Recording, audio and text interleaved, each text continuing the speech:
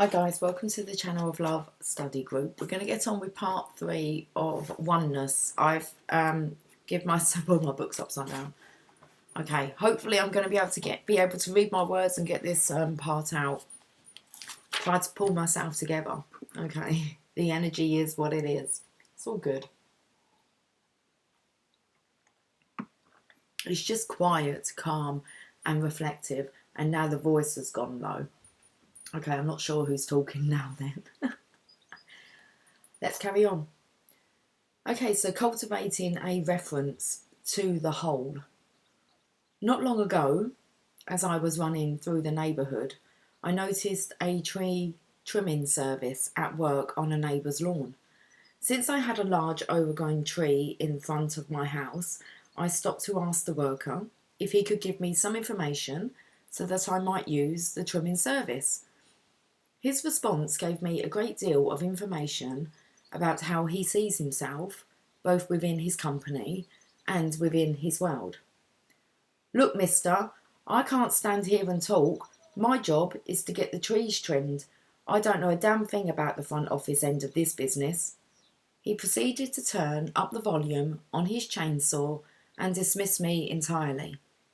He was so preoccupied with his own little, compartmented responsibilities that he failed to see how his actions affected the whole business, and that if he displayed that attitude on a regular basis, he would be alienating himself from the whole and contributing to its downfall, and therefore his own downfall as well. It is akin to a waiter in a restaurant responding to a diner's request for the time by saying, "Sorry, that's not my table." In the world of business, two attributes stand out clearly in distinguishing leaders from followers. Number one, all affected leaders have a reference to the whole. In any given day, I could count hundreds of examples of people I encounter who have no concept of the whole, who in fact act just like a single cancer cell in the totality that is their business enterprise. It's not my department. You'll have to talk to accounting. I'm only doing what I'm paid to do. I'm sorry, that's someone else's responsibility. I can't take responsibility for how others do their job. I can only do one thing at a time. You hear it from a teller at the bank, a cashier, a telephone operator at a large department store, a clerk at the driver licensing bureau, and so on and on. No reference to the whole, no sense of belonging to the entire unit, no understanding that one must cooperate with those adjacent to us in order for the unit to survive. All on a self-destructive trip each day in their contacts with the public they are being paid to serve, breaking down the effectiveness of the entire unit because they see only the very narrow, "it's not my department" picture. A leader always sees the whole and knows that each individual impacts on everyone. Number two, all effective leaders have a reference to the larger whole. Yes, I said the larger whole. Keeping in mind that time is not a construct for those who are truly transformed, we then have to look at our business enterprise as a totality outside of time, measured by the instruments we have devised to keep track of the whole. Thus we see that true leaders understand in their hearts that a customer alienated today by an employee is also someone who is impacting the business days, weeks, and years down the road. The leader is in the endeavour for the long haul and knows that a mistreated customer will affect the whole, not only today, but forever. In addition, that dissatisfied customer will tell 10 other people about his experience, and they will impact on the whole down the road as well. Thus, the effective leader knows that every single contact between any employee and a customer is a total moment of truth. The big picture is now and forever. the whole now and the grander whole of all time. The typical follower, employee, is unconcerned about whether you ever return. His attitude says, I only care about getting this over with and getting home and having my paycheck arrive on time. He does not have it in his consciousness to care that the customer will inevitably select a competitor next time, and will do so for a long period of time because of the surely treatment by the employee with narrow vision. Those employees with no reference to the larger whole are sabotaging the entire unit in the same way that a diseased call gobbles up everything in its wake. If your job involves business recruiting, I suggest that you look for these variables in your future employees. If they view themselves as belonging to the whole and are aware of how their individual pieces of behaviour impact powerfully on the whole, you have a potential leader. A leader is alert to how every single piece of human behaviour affects the whole and knows that the whole cannot survive with cancerous cells doing the work. The effective leader knows that future business is determined by how each customer is treated in that specific moment of truth when contact is first made. When I encounter a person who has no reference to the whole, I sense that particular business or unit is in serious jeopardy. The clerk who lets me know that I am unimportant, or the clerk who lets me know, or the clerk who lets me know that I am important and is willing to do whatever it takes to produce results is the employee who makes me want to return to that business. That clerk is one of the harmonious cells that will make the entire body function effectively today and in the future as well.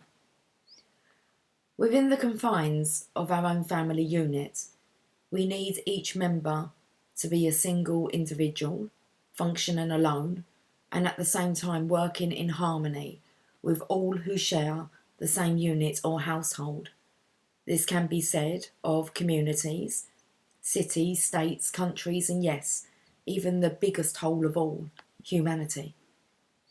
When we encompass this concept of oneness and apply it in our daily life, we begin to feel a sense of being a part of the human race rather than of fighting it.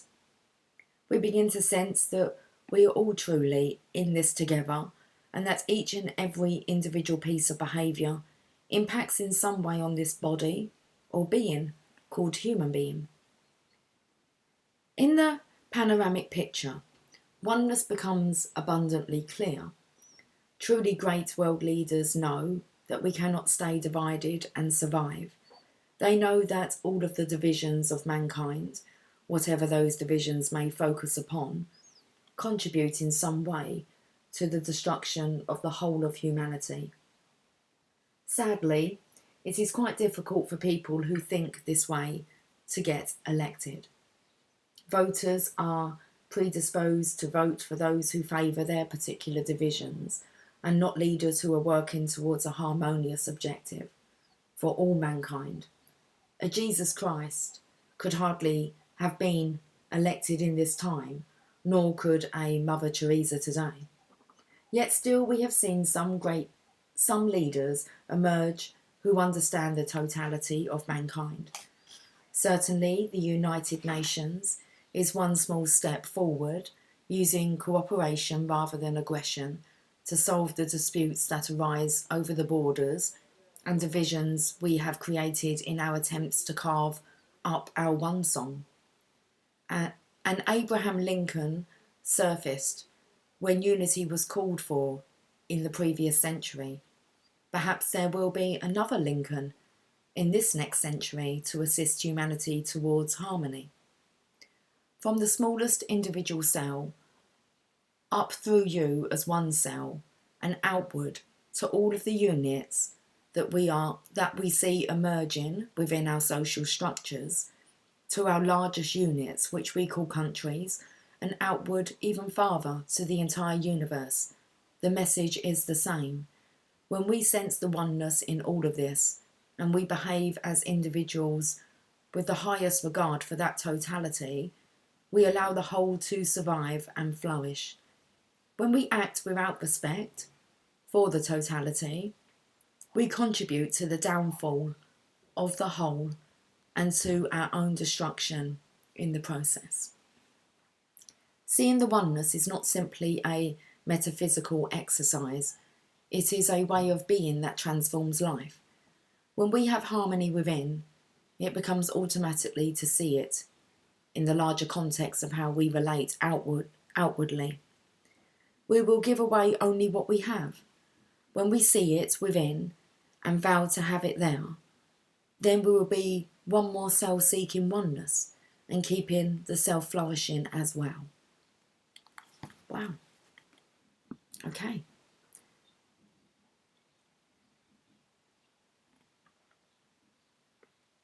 Oneness and the dream. I would like to go back to the perspective of your dreaming body to remind you that while you are dreaming, you are in a world of pure thought in which you create everything you need for your dream. You do not need your senses to see, hear, smell, touch, or taste. Everything that you experience while you dream is reacted to by your body. The characters that are a part of the dream are simply illusions. They are your creations to act out your dream. All of which leads to the biggest lesson of all and the most difficult to grasp while you are in form. There is only one dream. Read that again. Okay. There is only one dream. There is only one dream. Granted, there may be 1,000 characters in a dream. The dreamer creates many different life situations that have nothing to do with time. There may be automobiles, airplanes, boats, knives, bombs, beds, or anything that the dreamer wants. But there is only one dreamer and one dream, and that is you. In the state that we call dreaming consciousness, there is only one dreamer and one dream. Now for the hard part. In chapter 2, I described 3 dimensions of consciousness, which I called dreaming consciousness, waking consciousness, and higher level consciousness. Masters of the higher level consciousness state have disguised themselves as ordinary people and have walked among us, letting us know that what we experience in dreaming consciousness is also possible for us in waking consciousness. Jesus told us that even the least among us can do all that he had done, and even greater things. Imagine a truly higher level of consciousness in which all form is an illusion, as it is in your dream. In this scenario too, there can be only one dream. Yes, waking consciousness can be seen as one big dream, taken from the perspective of a level of consciousness higher than this one, if you perceive yourself as one of the characters in this larger-than-life dream. Who is the ultimate dreamer? Call it as you will, God, higher consciousness, Krishna, spirit, whatever pleases you. But try to let this possibility in. From the perspective of the next dimension, one level of consciousness is all that there is, and all of us are characters in that dream. Our form is as real to us as it is to the characters we create in our dreams, but from an expanded awareness, we can see that they are all illusions in our one dream.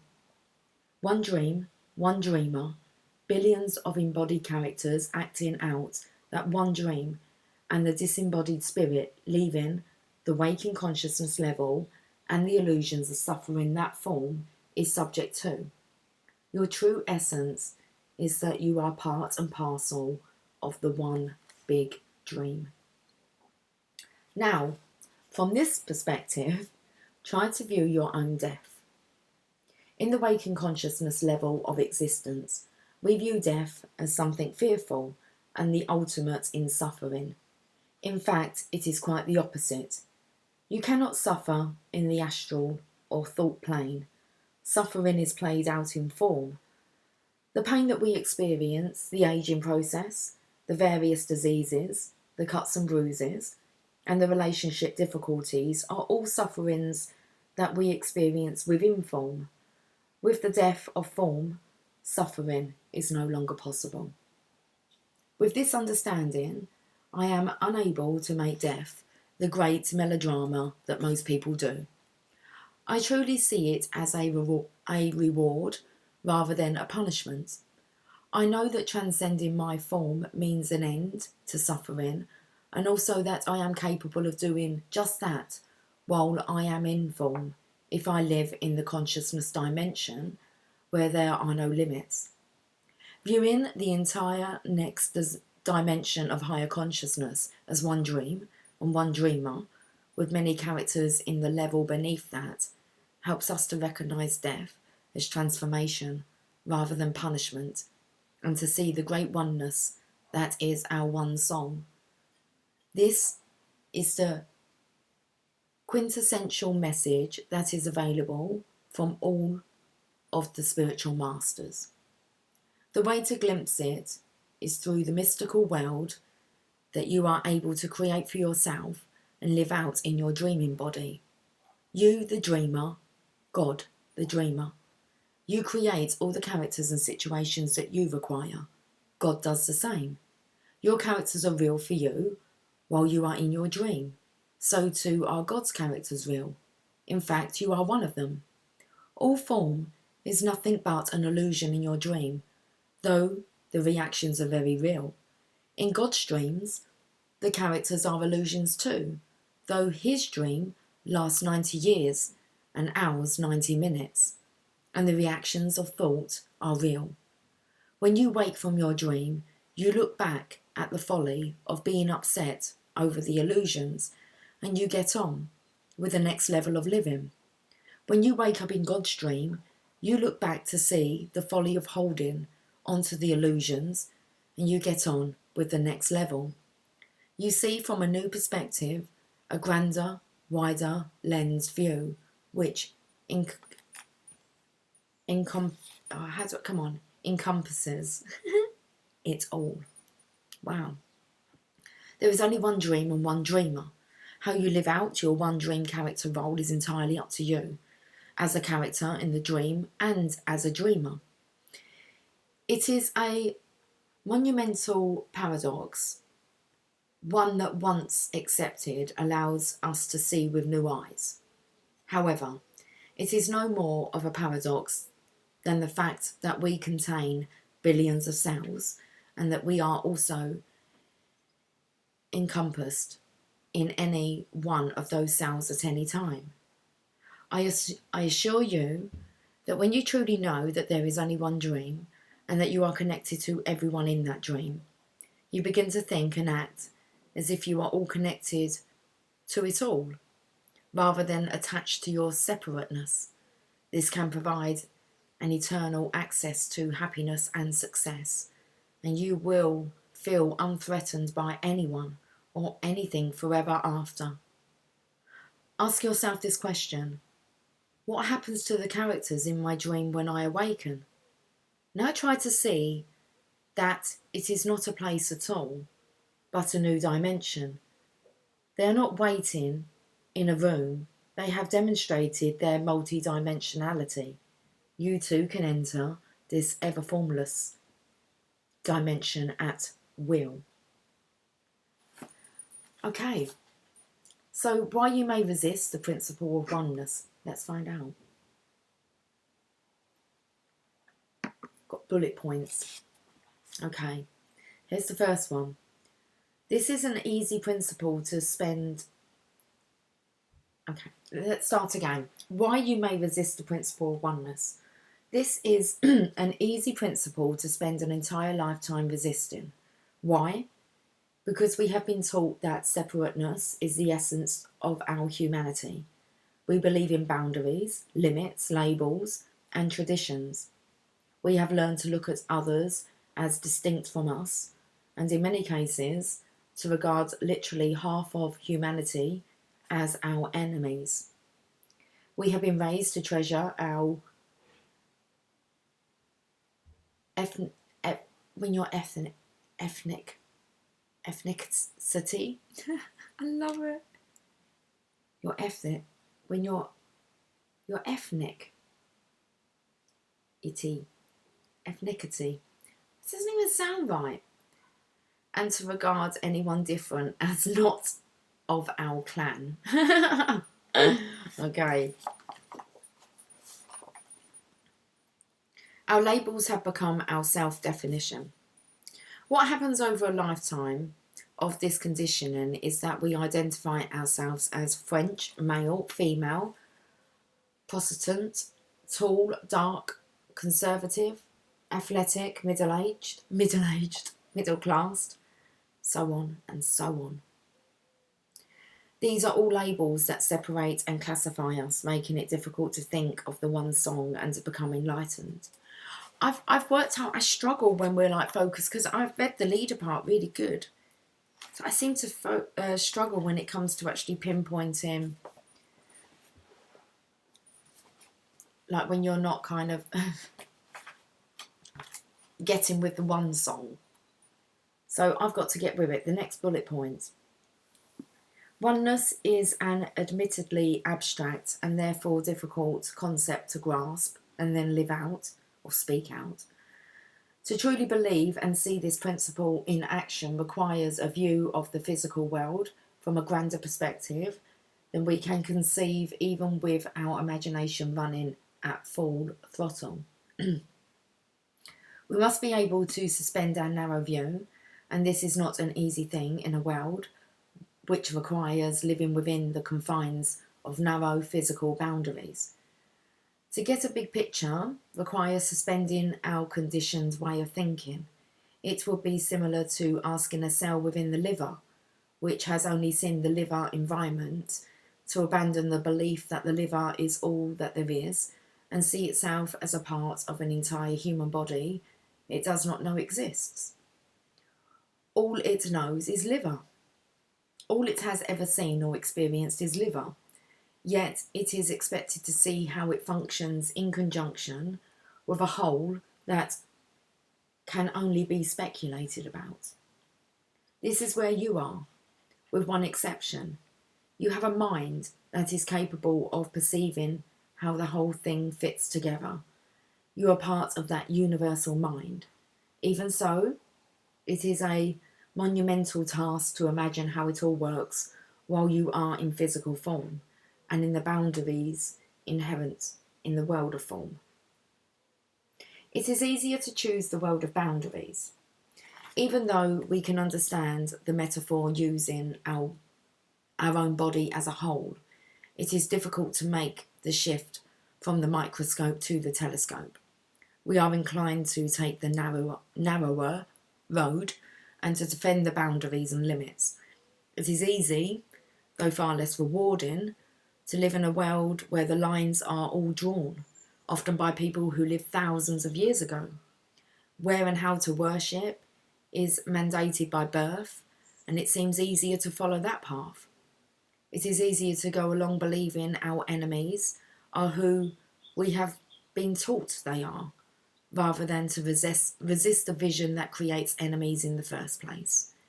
It may seem easier to continue a family business or tradition that contributed to disorder than to incur the wrath of the others who have gone alone. It is simply easier to be a cell that lives its life out that way, ignoring the long run and the overall picture. Defending our separateness gives us a tremendous opportunity to practice blame as a way of life. When you believe in and live oneness, blame literally becomes impossible, for we are all connected, and therefore life energy is directed to finding solutions for the good of the self and the whole. When separateness is the goal, we tend to view others as responsible for whatever is lacking in our life. They are easy targets for blame. You may not be willing to give up this business of blaming them, particularly those who reside in a completely different chorus of the one song, whom you will likely never see in person and who look so different from you. It is up to you to decide if it feels more convenient for you to have enemies and people to hate and blame than to feel that we are all one. As long as we need others to take the rap for the problems in our lives, we will find this notion of oneness easy to resist. Those who personally profit from separation will find it easy to deride the concept of oneness. Anyone in the business of manufacturing or marketing weapons designed to kill our brothers and sisters will scoff at this nonsense of unity and oneness. Anyone needing to hold on to traditional ways of living and being that separate us into superior or inferior categories. And let me just reread that part. Anyone needing to hold on to traditional ways of living and being that separates us into superior or inferior categories will resist what I am saying in this chapter. Your business or religion or any enterprise you are involved in, which is designed to remind you to judge others, will find unity a discomforting notion indeed. In truth, anyone who spends life energy on the side of disorder, even in a small way, finds unity a troublesome notion. A simple review of history gives us the clues. Many leaders who believed in and preached the notion of man as one have been assassinated. Those who strive to eliminate war are often derided as silly idealists. Those who write songs about us to imagine that the world could be as one are somehow destroyed for their efforts. It is convenient to forget the whole in the name of profiteering. It is threatening to many who want to promulgate, Promulgate, separateness. These are a few of the reasons that we resist this universal principle, yet our very survival and evolution as a species are dependent upon enough of us shifting to the idea of unity. I am convinced that this will, in fact, happen. As surely as the universe is a one song, will mankind ultimately hear the message of the need for unity. It is coming closer each and every day. Below are a few suggestions to speed up your own transformation to this wondrous principle of oneness. Let's hear them then.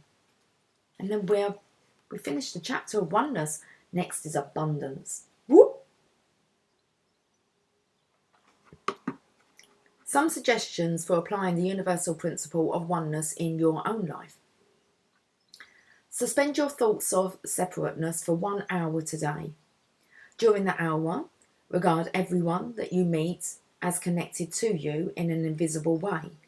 You will find that once you start to think in unity ways, it becomes much more difficult to be angry or spiteful towards others, because it is like behaving that way towards yourself.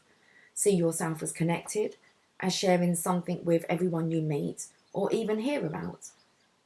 What you share with everyone else is your humanity. And the less you are inclined to separate yourself from others, the less you are inclined to experience the disease that flows from separateness. Examine the labels that you apply to yourself. Every single label is a boundary or a limit of one kind or another. If you are of English or African origin and you apply this label to yourself, you have placed a limit which does not allow you to experience anything which is non-English or non-African. View yourself as human. No labels necessary. Thoughts cannot be broken up into neat little compartments. You are not old or young in thought. only in how you label yourself in form. So too for political ideology and physical attributes. In thought, you can be anything and everything.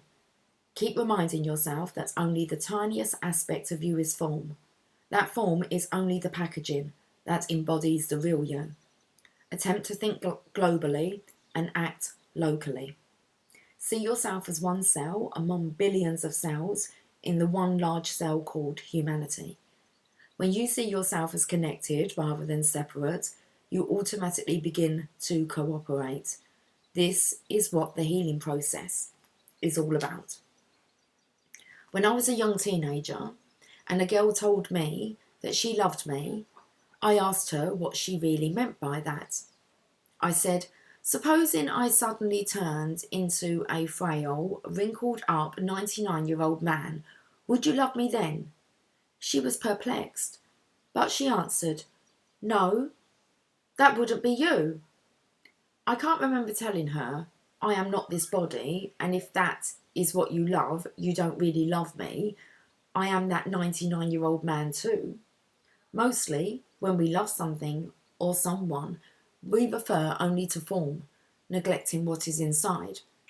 Recognise labels as part of the outer life of form. Decide to pursue your inner life also. Realise that the journey and the goal are the same. You are never going to be formed. You will never reach an ultimate goal. Life is transition and growth. Paradoxically, you can realise all of your goals in this perspective of oneness. Every step along the path, every day of your life, is both a singular experience and a part of the whole called life. There are no ordinary moments. This one moment that you are alive right now is a totality and not something separate from your entire life. Keep in mind the old saying, life is what happens to you while you are making other plans. This helps focus the oneness of everything and keep you focused there, instead of on the artificial ways in which we have carved up the one. The members of your immediate family are a daily reminder of the humanity you share with them. You are all a part of this great body referred to as mankind. Whenever you find yourself striking out verbally towards those you love, use that moment to visualise them sharing the same life energy that you do. Our uncontrollable anger towards others is propelled by a denial or a fear that we are the way we are judging the other to be. We can only give away what we have inside. If you have regard for yourself, that is what you will give to those whom you love. If you have self-contempt, it will be reflected in how you treat those closest to you. When I find myself having difficulty with something my children are saying or doing, I try to imagine the invisible force connecting me to them within humanity. I see that their behaviour is mine, and vice versa, and I am able to be more understanding and loving towards them. Consider those whom you regard as enemies. The same logic and reasoning applies to them. This is a lesson of spirituality. Because human beings look different or live in a different part of the world or think in different ways, does not mean that they are not part of the whole, part of the humanity that is you. Do not let anyone else, or the trivial factor of geographical placement, determine for you that you are going to have enemies.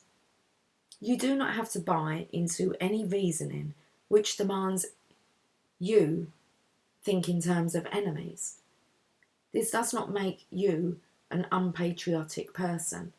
You can love your country enough to want it to survive for our children to live in peacefully. This means doing something within your power to make sure that we all see oneness. Know that one cannot choose upsides on a round planet. It is a question of perspective, and you have the tools available to you to grasp the infinite view, the oneness view. If you are in a position of leadership within an organisation, Create options for the individuals who work with you to feel a sense of reference to or belonging to the whole.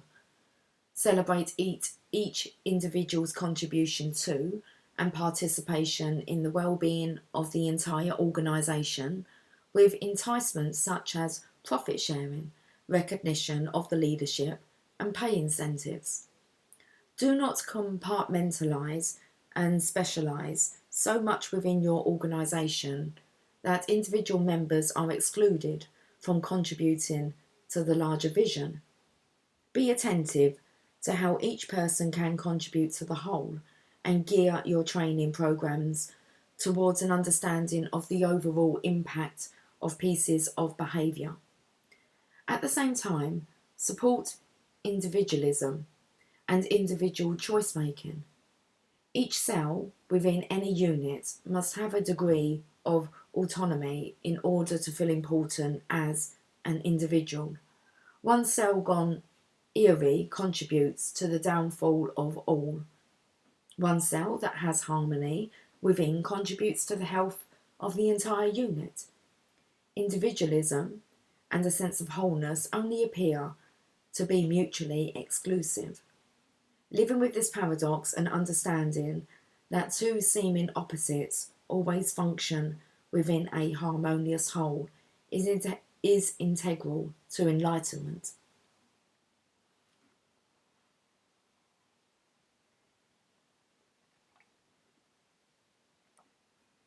Make every effort to send love out in response to hate. This was the message of Christ. If you have love within, it is what you will have to give away. All hatreds, even our seemingly justified hatred in reaction to aggression, is a part of the cancer that destroys humanity. The more we send out harmony and love to others, regardless of their behaviour, the more we are living in oneness. Certainly we need jails and other means of protection from those who transgress towards others. What we do not need is hatred as our response to their antisocial behaviour. Try viewing everyone who comes into your life as a teacher. See every other person as the part of you that is ready to grow. In relationships, it is not an accident that sustaining partnerships are combinations of opposites. We often love someone who represents an underdeveloped part of ourselves. Instead of judging others as people who should or should not be behaving in certain ways, see them as reflecting a part of you and ask yourself what it is you are ready to learn from them. Love the seemingly opposites in your world. Treasure their way of being as a gift to you. And remember, those who seem to cause you the most anguish are those who remind you of what you feel is either lacking or wanting in yourself. If you did not react at all, it would mean that you were totally indifferent. The fact that you do react while preferring indifference means there is something inside you that gets hooked when you encounter that provocative behaviour.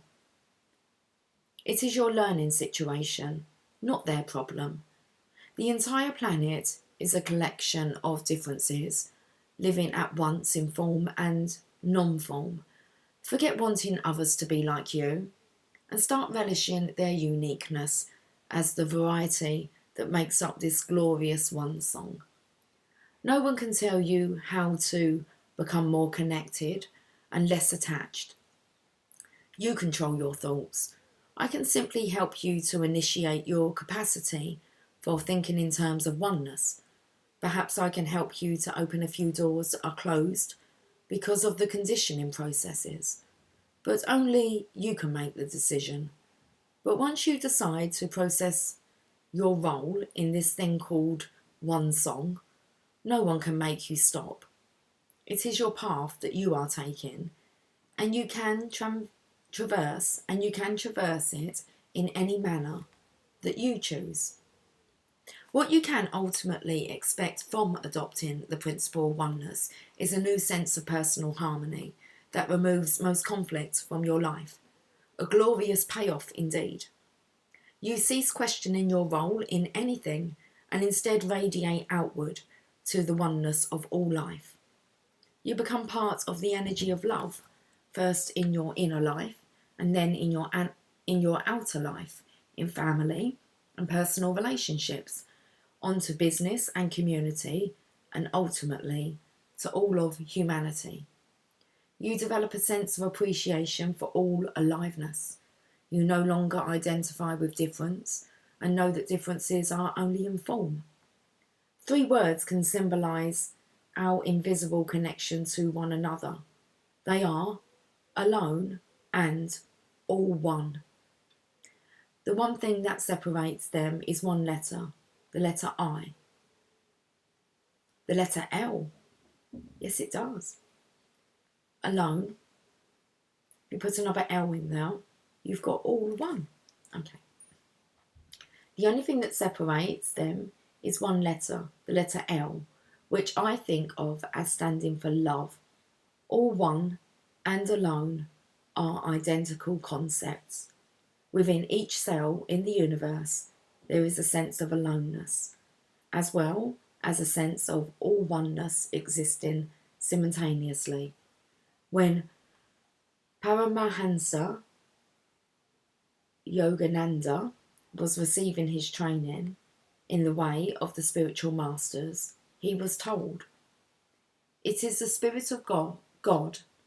It is the Spirit of God that actively sustains every form and force in the universe. Yet he is transcendental and aloof in the blissful, uncreated void beyond the worlds of vibrational phenomena. Those who attain self-realization on earth live in a similar twofold existence. Conscientiously performing their work in the world, they are yet immersed in an inward beatitude." Get your head round that. Or your mouth. Okay. I wish for you to have that twofold experience as you learn of your connection and participation in the oneness, performing in form and inner grace. Truly, you are alone and all one, all at the same time. That's awesome. Next chapter is chapter 4.